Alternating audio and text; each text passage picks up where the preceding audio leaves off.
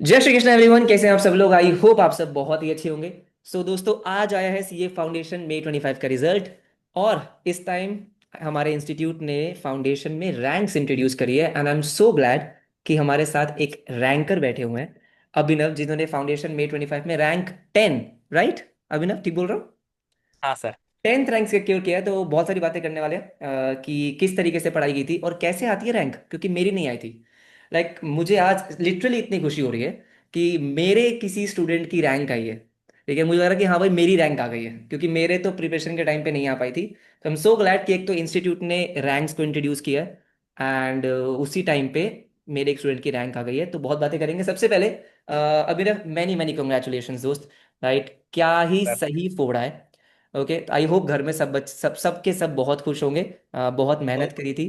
सब बहुत खुश है। सब बहुत खुश है, बढ़िया। ठीक है, पार्टी वार्टी हो गई है?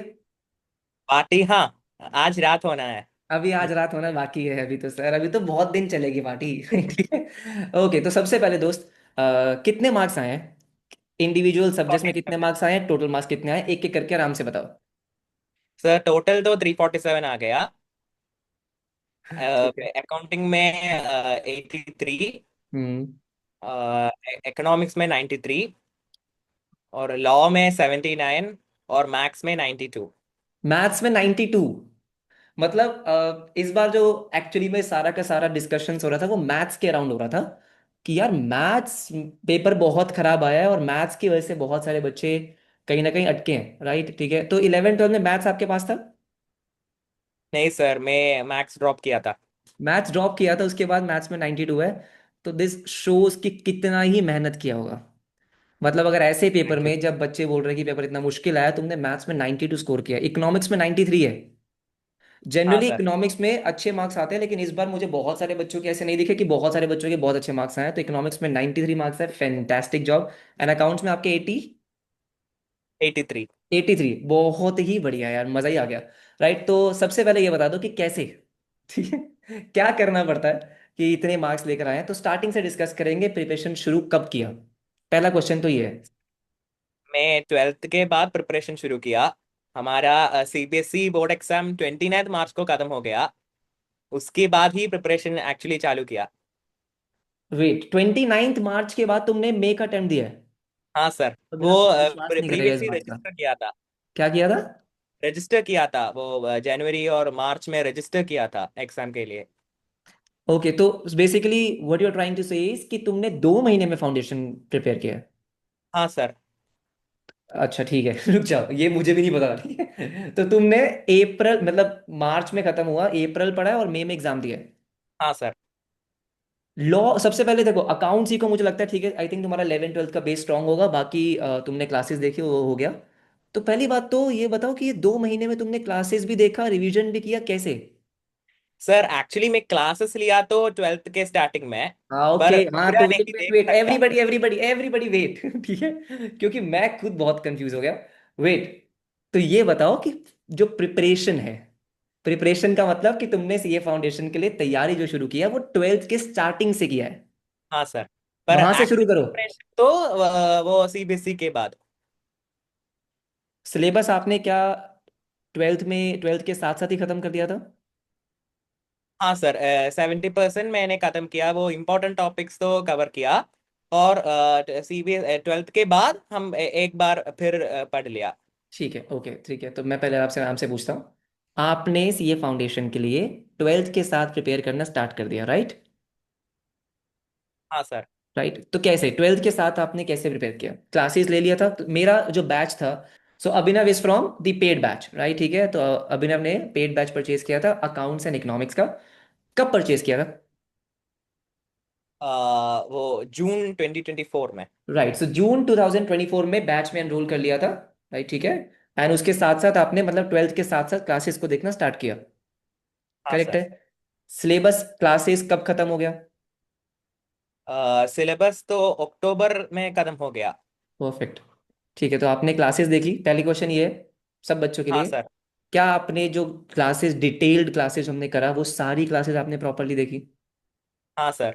कुछ मिस आउट नहीं किया? हमने पूरा सिलेबस डिटेल में किया है। तो इट्स वेरी वेरी इंपॉर्टेंट कि रैंक्स और ये ऐसे मार्क्स शॉर्टकट से नहीं आते हैं। डिटेल क्लासेस देखना जरूरी है, करेक्ट?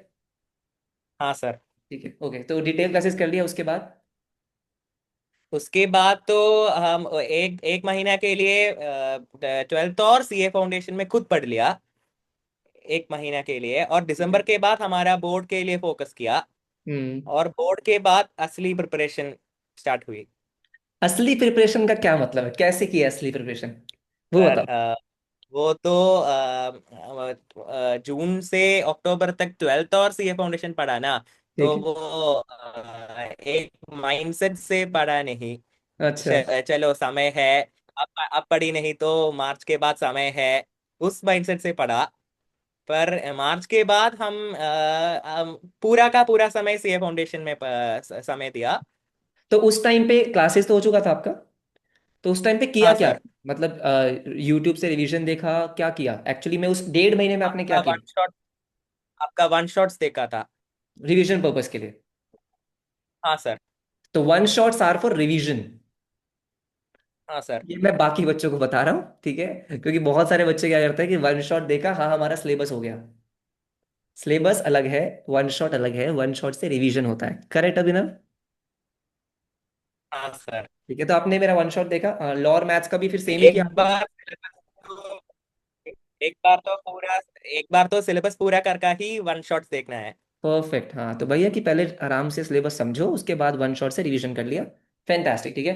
तो ये अकाउंट सीखो की बात होगी, तो अकाउंट सीखो अगर मैं सिंप्लीफाई करूँ तो आपने क्लासेस में एनरोल किया, क्लासेस को देखा, ठीक है, जो क्लासेस थी, उसके बाद आपने जो भी 1.5 महीना बचा था लास्ट में आपने रिवीजन कर दिया, ठीक है। क्या लॉ और मैथ्स का भी आपने ये किया? हाँ सर, वन शॉट्स देखा। मतलब सिलेबस करने के बाद लास्ट के 1.5 महीने में आपने वन शॉट देखा? सिलेबस करने के बाद वो इम्पोर्टेंट कॉन्सेप्ट्स वो वन शॉट्स है ना, वो हम्म। लास्ट 15 डेज, लास्ट 30 डेज, वो राइट। यूट्यूब में सीरीज है ना। करेक्ट करेक्ट करेक्ट, ठीक है, तो लॉ और मैथ्स का आपने प्रॉपर्ली रिवीजन देख लिया, तो सब हो गया। तो मेन बात ये, इन केस अगर कोई बच्चा ट्वेल्थ के साथ प्रिपेयर करना चाहता है तो दिस इज द स्ट्रैटेजी, कि भाई आप ट्वेल्थ के साथ क्लासेस कर लो अच्छे से, है ना, सिलेबस कंप्लीट कर लो, एंड जब आपका बोर्ड्स खत्म हो जाए then go for full revision, right. लेकिन एक क्वेश्चन हाँ यहाँ पे सर। बहुत सारे बच्चों का आएगा कि यार अगर आपका अक्टूबर में सिलेबस कंप्लीट हुआ, तो अक्टूबर के बाद मार्च तक सिलेबस तो भूल नहीं गए हो गया? भूल नहीं होगा, वो नोट्स है ना, नोट्स के एक महीने में एक बार तो नोट्स पढ़ा तो आपको रिकॉर्ड होना होगा ना। राइट। राइट, तो ठीक है, जो क्लास में हम अकाउंट सीखो के नोट्स बनाते हैं, तो वो ये ऐसा नहीं है कि अक्टूबर के बाद आपने फाउंडेशन बिल्कुल छोड़ दिया। महीने में एक बार, महीने में 2 बार तो आपने नोट्स देख लिया, कि भाई नोट्स ऐसा देख नहीं, ली। क्योंकि मुझे लगता है अगर आप अक्टूबर के बाद बिल्कुल ही छोड़ देते तो नहीं फिर तो नहीं नहीं। गायब हो जाता, है ना, फिर तो भूल जाते हैं। अरे ठीक है, तो मेरी ये टाइम टू टाइम रिवीजन करना बहुत इंपॉर्टेंट है, ठीक है, बहुत ही हाँ बढ़िया। सर। उसके बाद एक क्वेश्चन और है, कि दिन में कितने घंटे पढ़ाई करते थे अभिनव? रैंकर्स कैसे सर पढ़ते हैं? 8-10 घंटा। 8 से 10 घंटा? तो हाँ इसमें सर। क्लासेस के आवर्स भी इंक्लूड है और प्लस रिवीजन, या कैसे? सब कुछ सब इंक्लूडेड है। तो मतलब ट्वेल्थ के साथ तो ऐसे ही हो रहा था कि ट्वेल्थ के साथ आप क्लासेस देख रहे हो, और हाँ जो सर। ट्वेल्थ के बाद का रूटीन था वो क्या था, दिन का स्केड्यूल क्या था? सर मैं सुबह 5 बजे उठता हाँ। और 5 से 8 बजे पढ़ता। एक हम्म। सब्जेक्ट तो खत्म होगा हम्म। हमारा।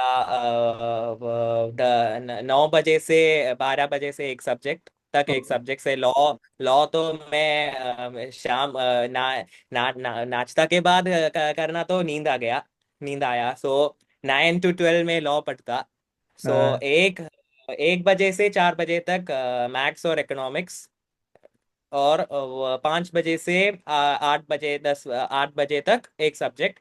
और रात में किस सब्जेक्ट में डाउट है वो सब क्लियर क्लियर करता। तो पूरा दिन कहीं ना कहीं आपका रिवीजन में जा ही रहा है, क्लासेस में जा ही रहा है, ठीक है, तो आप हाँ ये सर। अच्छी बात है कि एक दिन में चारों सब्जेक्ट्स पढ़ रहे हो, हाँ सर। है ना, कि चारों सब्जेक्ट, ऐसा नहीं कि दो दो करके चल रहे हैं, चारों पढ़ रहे हैं। कहीं ना कहीं आपने लगभग लगभग 2 2 3 3 घंटे का एक टाइम स्लॉट बना दिया, एक कि भाई, सब्जेक्ट के लिए 2-3 घंटा। राइट, कि 2 3 घंटा आपने सबके लिए ले लिया, परफेक्ट। हाँ सर। ऐसा कोई सब्जेक्ट था जिसमें सबसे ज्यादा प्रॉब्लम आई? सर लॉ ना, हमको लिख लिख कर दे पढ़ना है ना, राइटिंग प्रैक्टिस तो देखना है। राइट। बिकॉज लॉ में प्रेजेंटेशन तो बहुत इंपॉर्टेंट है। करेक्ट करेक्ट, तो फिर ऐसा था कि भाई जो सब्जेक्ट मेरा उतना स्ट्रांग नहीं है उस पे थोड़ा एक्स्ट्रा एफर्ट्स। हाँ, रात में लॉ दे राइटिंग प्रैक्टिस करता था। हाँ, तो मतलब आपने पहले चारों सब्जेक्ट्स का एक बार रिवीजन कर लिया, फिर लॉ में थोड़ा सा और टाइम दे दिया, है, और क्योंकि टाइम दे। इट्स इंपॉर्टेंट कि भाई मेरे को पता हो। इट्स न्यू हाँ बोलो सब्जेक्ट। बोलो। सॉरी। 12th में नहीं पढ़ा, it's a new subject. Right right right right. क्योंकि भाई नया सब्जेक्ट है, और एक्चुअली में बहुत सारे बच्चे लॉ में थोड़ा सा होता है कि हाँ दिक्कत होती है, और क्योंकि सब्जेक्टिव है ना, तो चेकिंग भी उसका थोड़ा उस तरीके से होता है। तो करेक्ट कि भाई एटलीस्ट मुझे ये पता होना चाहिए कि मेरा कौन सा सब्जेक्ट स्ट्रांग नहीं है, उसको थोड़ा सा एक्स्ट्रा एफर्ट डालने की जरूरत है ना। कि बहुत सारे बच्चे ये ऐसे। अच्छा एक चीज और, आई एम श्योर 11 12 में इकोनॉमिक्स होगा। हाँ सर। तो ऐसा था कि इकोनॉमिक्स स्टार्टिंग से स्ट्रांग है, तो भैया लाइटली लिया उसको। नहीं नहीं, हम ये सीए है ना, वो 12th है, वो सीए, ये सीए है। हाँ। तो उसका क्लासेस किया प्रॉपरली, माइक्रो मैक्रो। हाँ सर। परफेक्ट ठीक है, और उसके बाद आपने रिवीजन किया वही नोट्स और वन शॉट से। हाँ सर, आपका नोट्स था, वो बहुत मदद करे, एक 1.5 डेज बिफोर एग्जाम वो नोट्स ही देख लिया। हम्म। करेक्ट करेक्ट ठीक है, तो माइक्रो माइक्रो वो नोट्स के अगर आपने वो नोट्स पहले पढ़ रखे हैं ना खुद से, तो फिर वो फटाफट से चीजें आपको रिकॉल हो जाएंगी right? ठीक है, तो वीडियोस देखा वन और नोट्स देखा, अपने आप हो गया। बहुत ही बढ़िया ठीक है, आई एम श्योर जो बच्चे देख रहे हैं उनको थोड़ा हेल्प होगा। अगर लेट्स से अब आपके पास, जैसे अभी जिन बच्चों का लेट्स से नहीं हुआ है फॉर सम रीजन, अब उनके पास लगभग 2 महीने का टाइम है ना। सितंबर में उनके सितंबर मिड में एग्जाम्स है। अगर 2 महीने में किसी बच्चे को सीए फाउंडेशन अच्छे से करना है, तो आप उनको थोड़ा सा क्या सजेशन देंगे कि हाँ 2 महीने में अगर आप इस तरीके से प्लान करेंगे तो आपका हो जाएगा। सर, हमका हमारा मिस्टेक्स तो आइडेंटिफाई करना चाहिए, हम हम्म। कहाँ गलत हो गया इस अटेम्प्ट में, और उस मिस्टेक्स को करेक्ट करना है, और वो आरटीपी एमटीपी और पीवेक्यू भी सॉल्व करना है। राइट ठीक है। आरटीपी एमटीपी, लेकिन स्टडी मैट के बाद या आरटीपी एमटीपी को ज्यादा इंपॉर्टेंस दें? नहीं, स्टडी मटेरियल तो बेस है, उसके बाद ही आरटीपी। करेक्ट। तो भाई पहले तुम अपना स्टडी मैट कर लो, क्योंकि मुझे जो जो एग्जाम्स आते हैं मेजरली स्टडी मैट का, लेकिन उसके बाद तुमको अपने खुद के परफॉर्मेंस इवेल्युएट करने के लिए आरटीपी एमटीपी करना जरूरी है, कि पता चले कहाँ स्टैंड कर रहे हो। क्या हाँ एमटीपीज सर। दिए थे? एमटीपी पिछले 2 अटेम्प्ट के दिया। दिया, एमटीपी दिया, एटलीस्ट उसे समझ हाँ में आता है कि भाई मुझे कितना आता है कितना नहीं आता। हाँ सर। है ना।